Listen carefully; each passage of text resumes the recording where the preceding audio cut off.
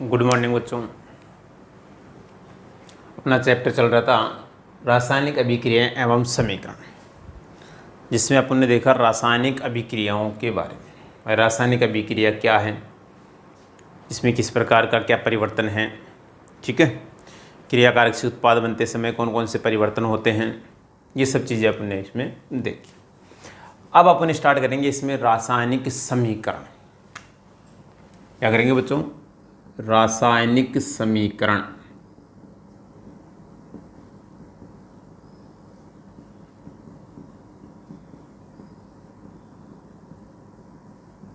रासायनिक समीकरण।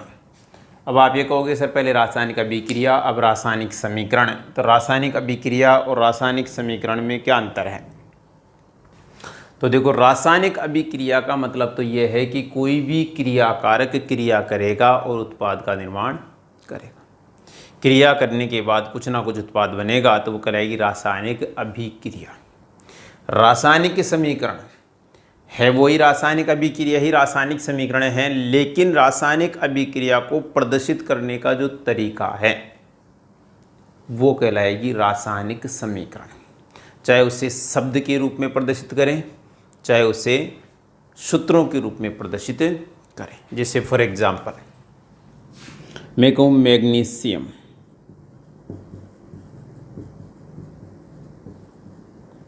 क्रिया कर रहा है ऑक्सीजन की उपस्थिति में।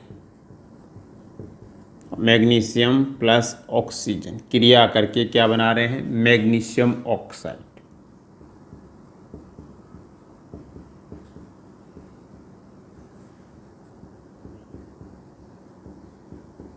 क्या बनाते हैं बच्चों? Magnesium oxide.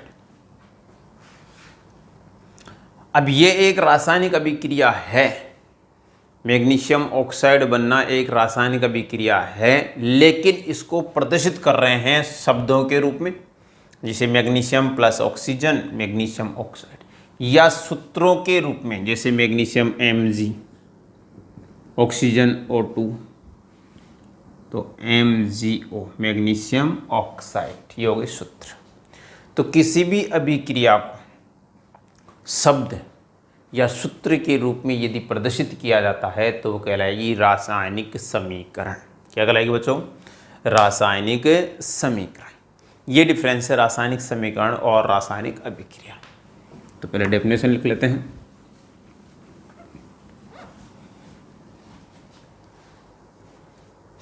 जब रासायनिक अभिक्रिया को जब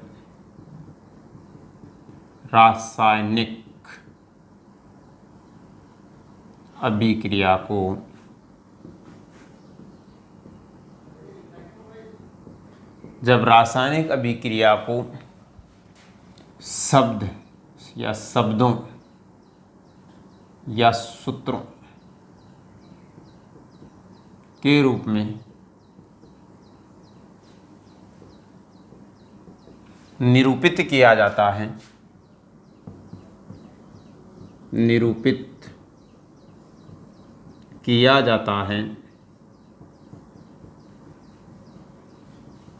तो उसे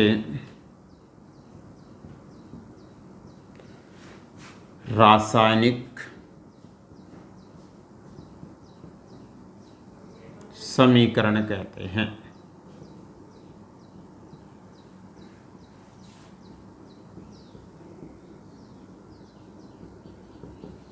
तो उसे रासायनिक समीकरण कहते हैं। किसी भी रासायनिक अभिक्रिया को शब्दों या सूत्रों के रूप में यदि निरूपित किया जाता है या प्रदर्शित किया जाता है तो उसे रासायनिक समीकरण कहा जाता है। जैसे अभी जो एग्जाम्पल लिया था वो ले लेते हैं या दूसरा ले लेते हैं, जैसे कार्बन प्लस ऑक्सीजन,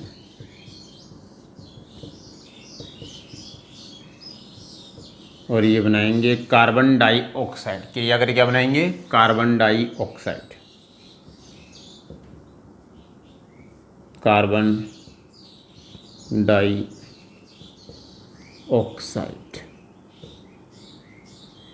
गैस। ये तो हो गई शब्द रासायनिक समीकरण। कौन सी हो गई? शब्द रासायनिक समीकरण।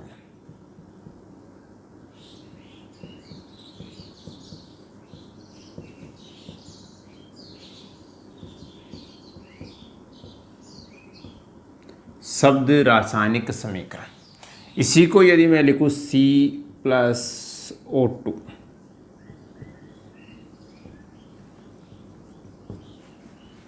CO2, तो ये हो जाएगी सूत्र रासायनिक समीकरण।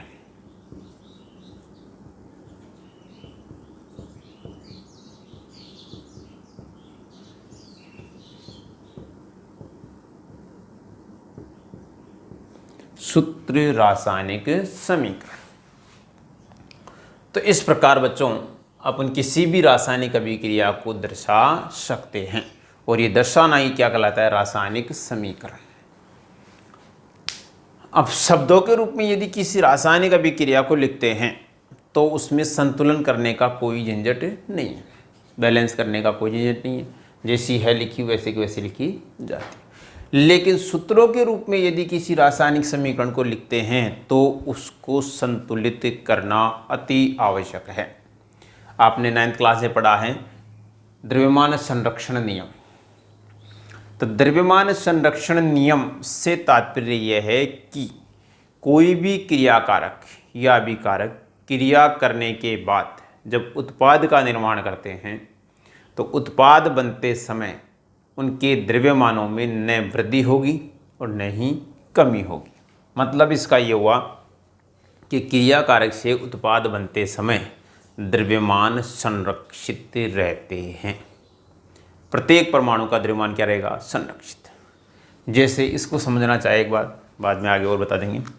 कार्बन का परमाणु भार होता है 12, ऑक्सीजन का परमाणु भार होता है 16, 2 ऑक्सीजन है तो 16 गुणा 2 कितने हो गए? 32।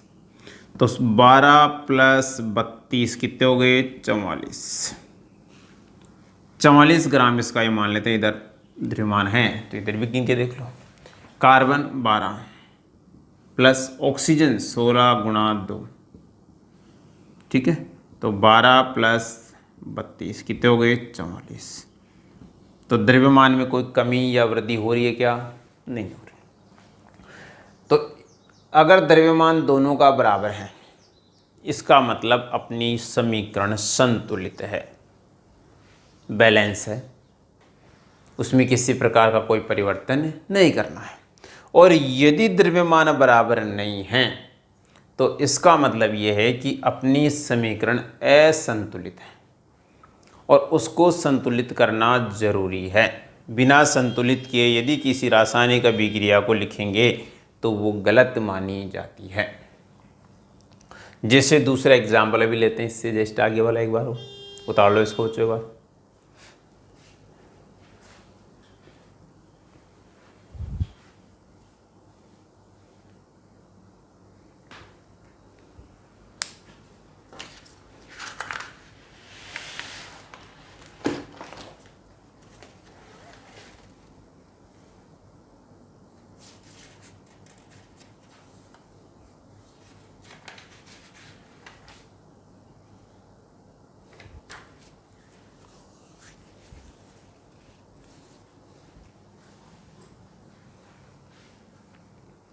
ठीक है बच्चों, नेक्स्ट एग्जाम्पल लेके देख लेना एक और।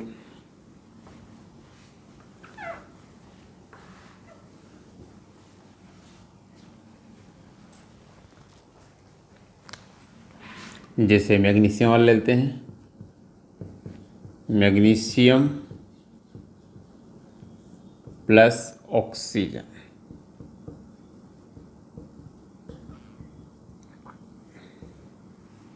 तो ये बनाएगा मैग्नीशियम ऑक्साइड।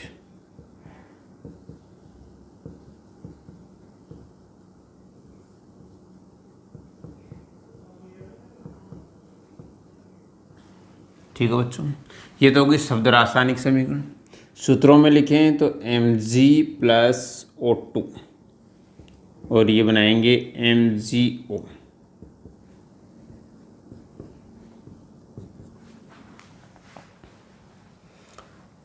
इस प्रकार लिखते हैं तो बैलेंस करने का अपने को कोई मतलब ही नहीं है, बैलेंस करना नहीं करना शब्दों में लिखा हुआ है तो कोई दिक्कत नहीं। इस प्रकार यदि लिखते हैं तो इसको बैलेंस करना ज़रूरी है। तो देखते हैं बच्चों, इस और मैग्नीशियम एक है तो एक का कितना होगा, मैग्नीशियम का कितना होता है 24 प्लस ऑक्सीजन का वही 16 गुणा 2, तो 24 प्लस 32 जोड़ लो, 4 और 2 6, 3 और 2 5, 56। इधर आ जाओ, मैग्नीशियम 24 ऑक्सीजन 16, तो 24 प्लस 16 कितने हो गए बच्चों, 6 4 10, 2 और 1 3 और 1 4 40।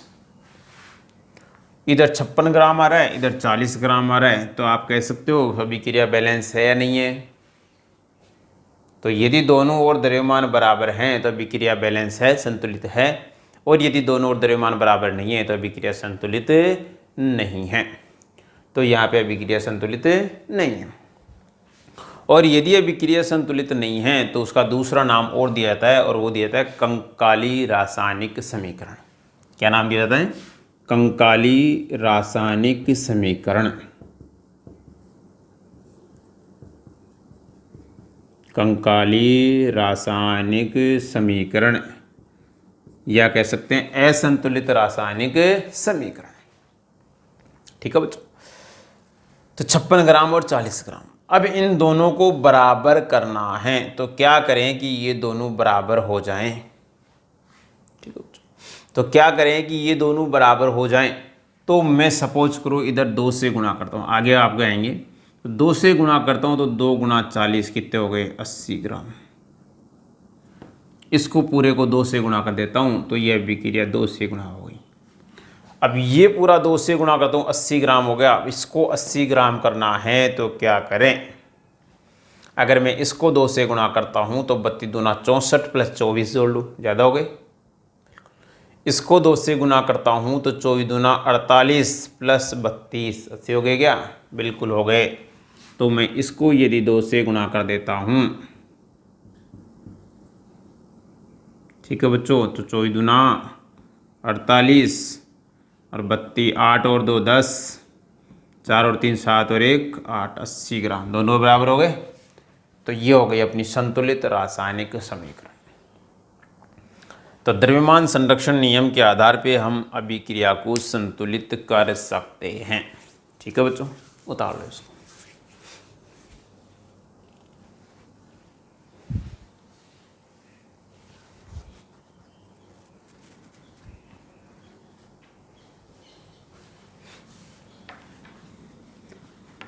आगे देखते हैं बच्चों,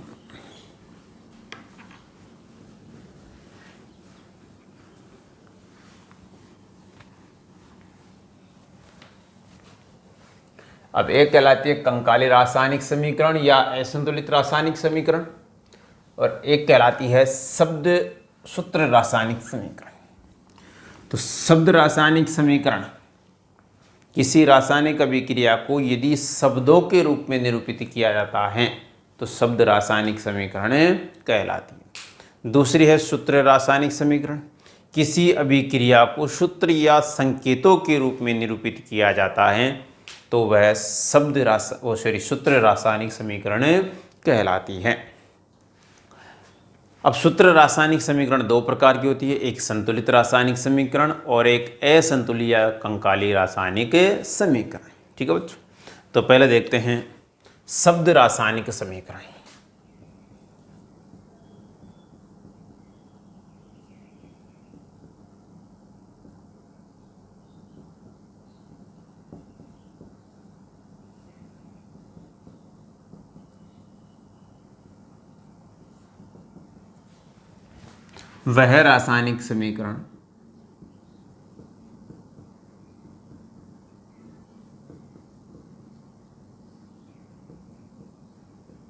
वह रासायनिक समीकरण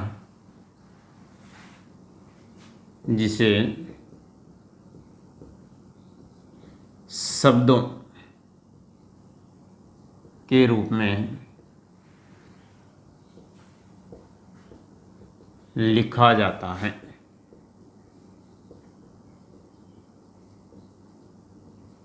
शब्द रासायनिक समीकरण कहलाती है।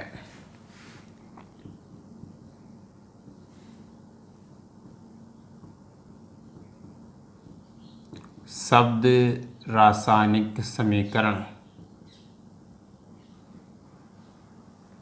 कहलाती है।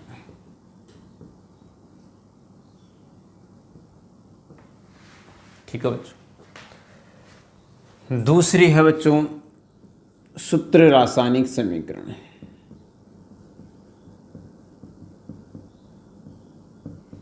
सूत्र बोल सकते हैं, संकेत बोल सकते हैं।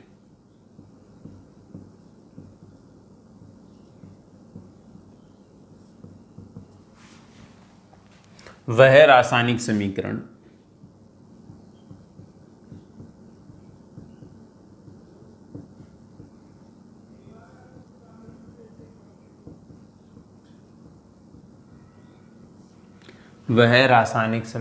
जिसे सूत्र या संकेतों के रूप में लिखा जाता है।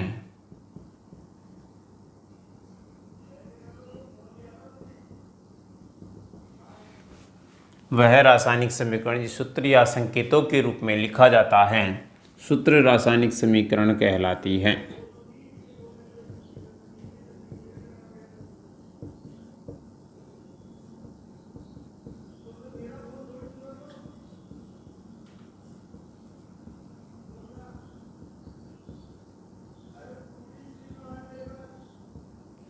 सूत्र रासायनिक समीकरण कहलाती है।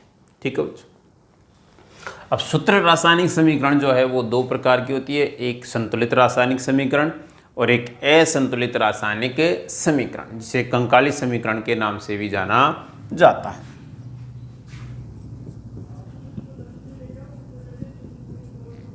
सूत्र रासायनिक समीकरण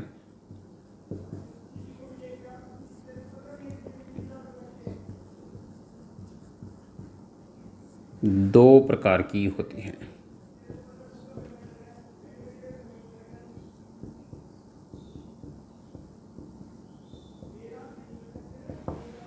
पहली संतुलित रासायनिक समीकरण।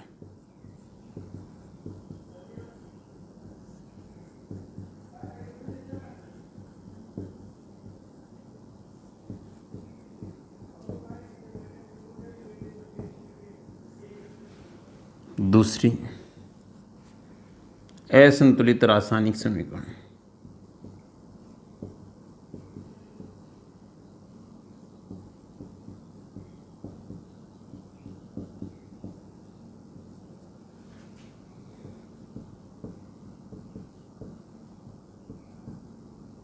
इसे बोलते हैं कंकाली समीकरण।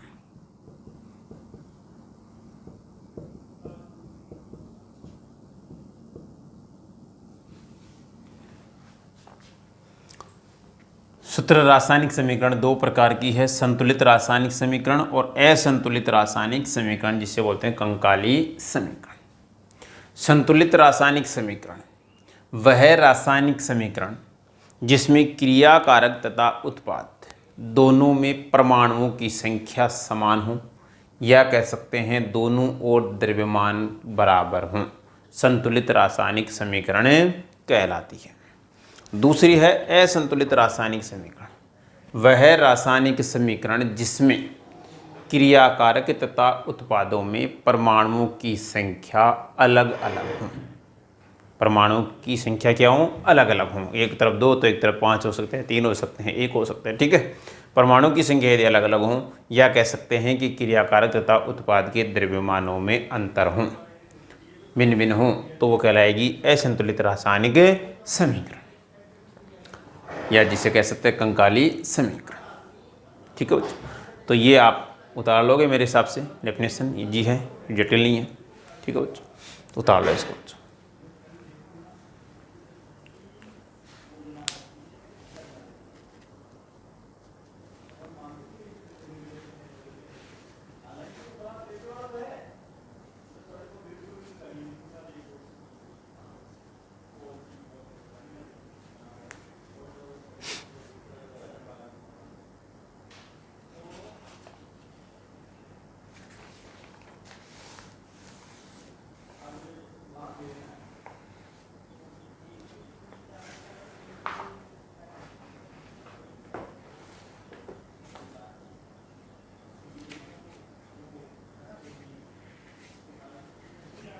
ठीक है बच्चों।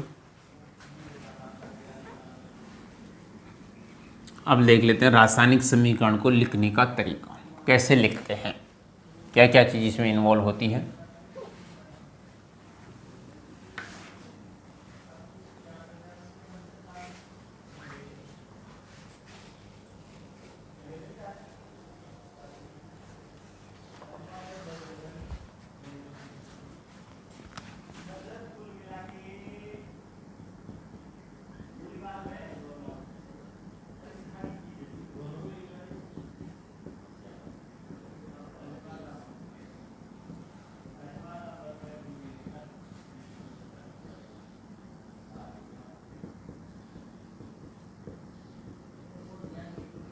रासायनिक समीकरण को लिखने का तरीका।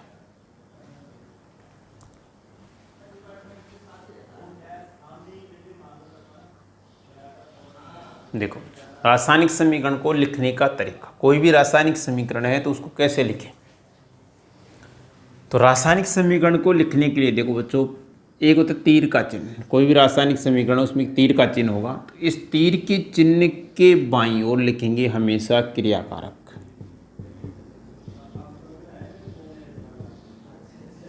या कह सकते हैं अभिकारक।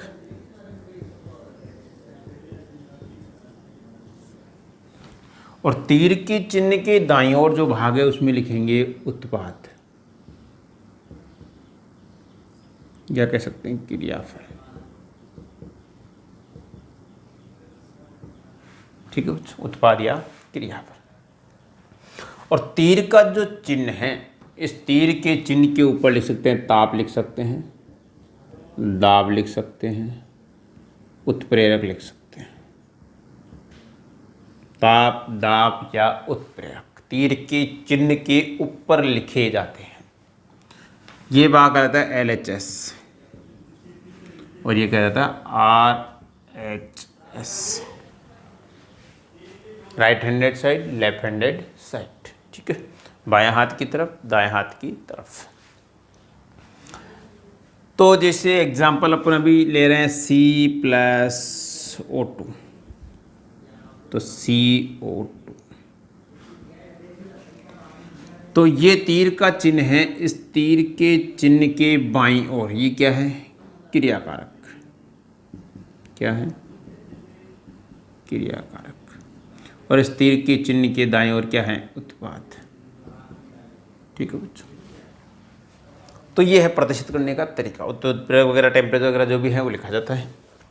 दूसरी चीज, यदि क्रियाकारक या उत्पाद एक से अधिक हो, दो या दो से अधिक क्रियाकारक आपस में क्रिया करें, तो उनके बीच में प्लस का चिन्ह लगाया जाता है।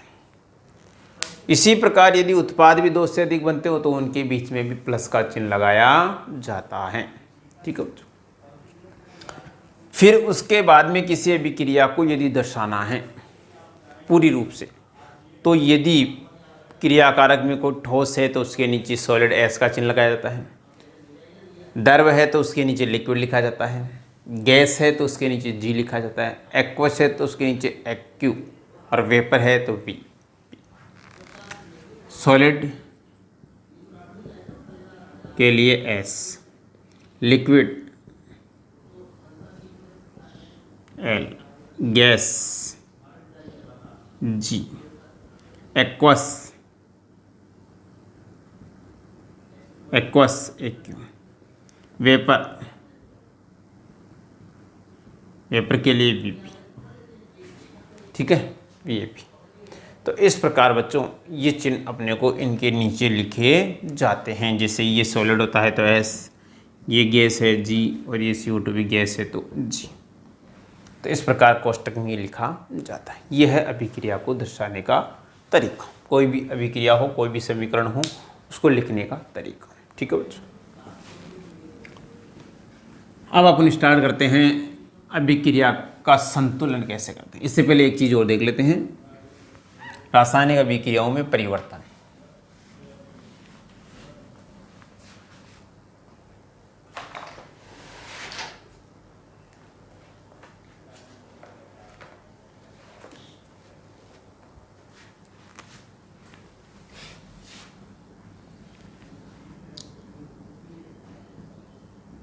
पदार्थों में होने वाले परिवर्तन।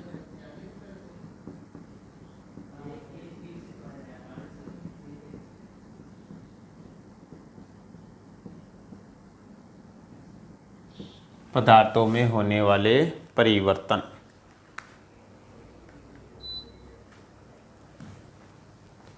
पदार्थों में होने वाले परिवर्तन, देखो बच्चों, पदार्थों में मुख्यतः दो प्रकार के परिवर्तन होते हैं, एक भौतिक परिवर्तन और एक रासायनिक परिवर्तन।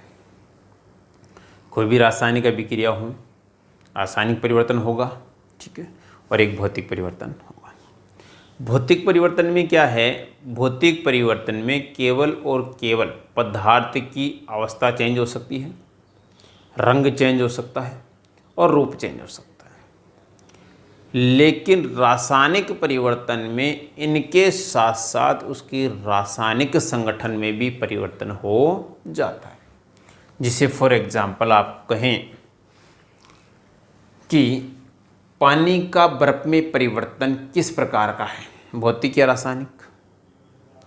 पानी का बर्फ में बदलना एक भौतिक परिवर्तन है या रासायनिक परिवर्तन? तो आप कहोगे पानी और बर्फ, पानी भी वही H2 है और बर्फ भी वही H2O है, तो दोनों ही H2O है, तो इसका मतलब उनके रासायनिक संगठन में तो कोई परिवर्तन नहीं है। फिर पानी लिक्विड और बर्फ ठोस, केवल अवस्था बदल रही है, द्रव से ठोस में जा रहा है, लिक्विड से ठोस अवस्था में जा रहा है, केवल अवस्था परिवर्तित हो रही है, इसके अलावा कोई परिवर्तन नहीं। तो अवस्था यदि परिवर्तित हो रही है, उसके रासायनिक संगठन में कोई परिवर्तन नहीं है, तो कौन सी अभिक्रिया होगी? भौतिक परिवर्तन या भौतिक अभिक्रिया, ठीक है। रासायनिक अभिक्रिया, जैसे दूध का दही बनना, तो दूध का दही में परिवर्तन, अब दूध का टेस्ट अलग है, दही का टेस्ट अलग है, टेस्ट में परिवर्तन हो गया, तो इसका मतलब रासायनिक अभिक्रिया हो चुकी। दूसरी चीज, भौतिक परिवर्तन जितने भी हैं, भौतिक अभिक्रियाएं जितनी भी हैं, वो होती है उत्क्रमणीय, रिवर्सिबल, मतलब एक रूप से दूसरे रूप में परिवर्तित हो जाती है, तो दूसरे रूप से पुनः पहले वाले रूप में परिवर्तित हो सकती है। जैसे पानी अभी बर्फ में परिवर्तित हुआ, तो बर्फ को पिघलाकर वापस पानी भी तो बनाया जा सकता है, बनाया जा सकता है ना। तो इसलिए भौतिक परिवर्तन जो है वो उत्क्रमणीय होते हैं, जबकि रासायनिक परिवर्तन अनुत्क्रमणीय होते हैं। जैसे अभी अपन ने बताया दूध से दही, तो दूध से दही बनना एक रासायनिक परिवर्तन है, तो ये अनुत्क्रमणीय है, मतलब दही से वापस दूध बनाना संभव नहीं है। बना सकते हो क्या? नहीं बना सकते। तो वे परिवर्तन जो उत्क्रमणीय हैं, भौतिक परिवर्तन, और वे परिवर्तन जो अनुत्क्रमणीय हैं, रासायनिक परिवर्तन। ठीक है बच्चों, ये मुख्यतः दो बिंदुएं आपको इनमें याद रखनी है। तो पहला देखते हैं इसमें भौतिक परिवर्तन।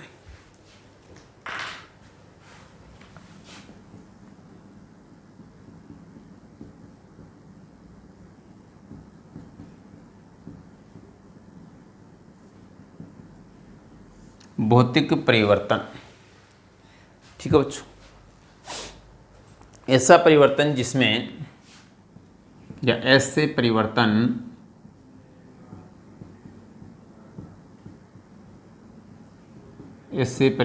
जिसमें भौतिक परिवर्तन पढ़ रहे बच्चों, ऐसे परिवर्तन जिसमें भौतिक अवस्था में परिवर्तन होता है, ऐसे परिवर्तन जिसमें भौतिक अवस्था, जैसे रंग, रूप, आकार, भौतिक अवस्था जैसे रंग, रूप, आकार आदि में परिवर्तन होता है, तो उसे भौतिक परिवर्तन कहते हैं। आदि परिवर्तन होता है, परंतु रासायनिक गुणों में कोई परिवर्तन नहीं होता।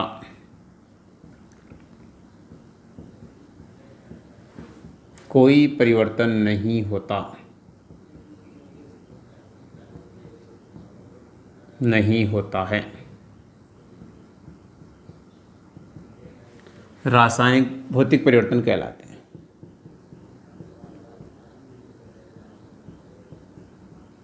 भौतिक परिवर्तन कहलाते हैं। ठीक है बच्चों।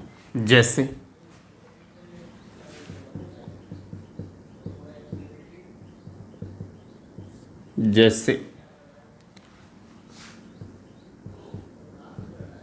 पानी का बर्फ में बदलना।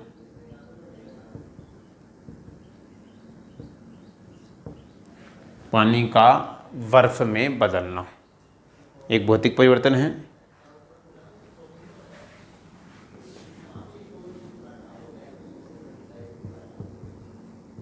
जल वाष्प का पानी में बदलना।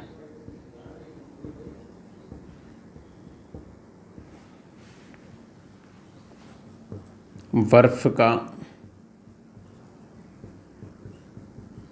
जल वाष्प में बदलना। कि किस प्रकार के परिवर्तन है? भौतिक परिवर्तन। अब एक नोट डाल के लिखता हूं यहां पे। भौतिक परिवर्तन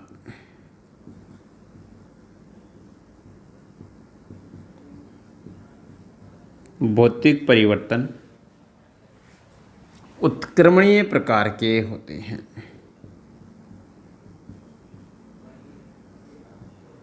उत्क्रमणीय प्रकार के होते हैं।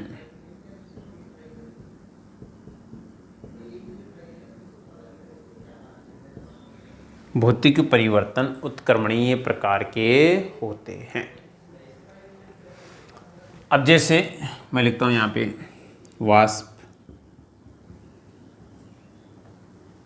पानी या जल लिखता हूं, बर्फ। तो वाष्प को ठंडा करेंगे, संघनन कह सकते हैं या कह सकते हैं ठंडा, तो बनेगा जल। जल को ठंडा करने पे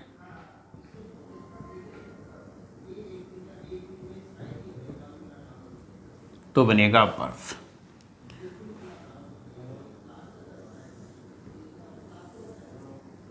और बर्फ का वाष्प या वाष्प का बर्फ में बदलना कहलाता है ऊर्ध्वपातन।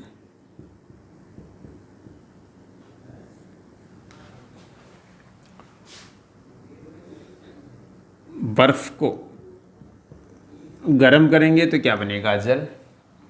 और जल को गर्म करेंगे तो क्या बनेगा? वाष्प। ठीक है बच्चों। तो ये एक दूसरे में परिवर्तन हो रहा है, क्या अवस्था बदल रही है। Gas, liquid, solid. Gas, liquid, solid. केवल अवस्थाएं परिवर्तित हो रही हैं तो ऊर्ध्व है।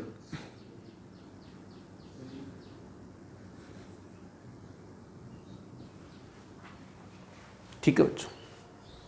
तो यदि अवस्थाएं परिवर्तित होती हैं तो वो कहलाते हैं भौतिक परिवर्तन। ठीक है बच्चों, बताओ।